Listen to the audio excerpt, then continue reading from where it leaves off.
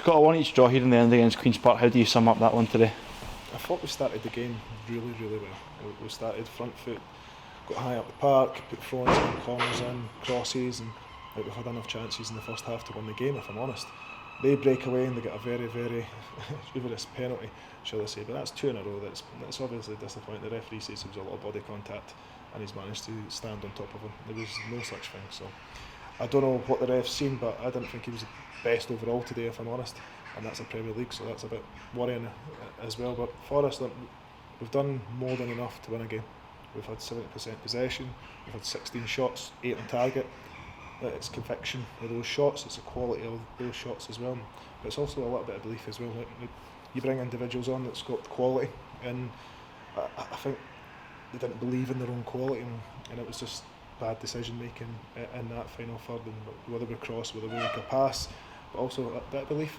They're a good football team, they dominated the game, we showed that we managed to lock them out. They've had 2 shots on target the whole game, so look, if we can go through every game with the teams having 2 shots on target, I'd be more than happy with us having 16. So look, there's a lot of good stuff, but the problem is we've not scored. We've not actually scored the goal that we've hit on target. So that's a big problem, especially when we've had the big 2 lads on up top. We need a little bit more better service, but also a bit more belief as well. How do you guys as a coaching staff go about instilling that belief into the players to be braver on the ball? In training they do it every day. They do, and it's obviously people listen to the crowd and they get a little bit anxious as well, which look, we've got to be stronger characters. You've got to blank that out, because at the moment in time when you're on that pitch, the only person you should really care about is the ones that are on the pitch there, because they're the ones that can affect the game. The crowd can affect the game in 2 different ways. So for us, like, we've never had a problem with the crowd. They're always backing us and stuff like that, which is good.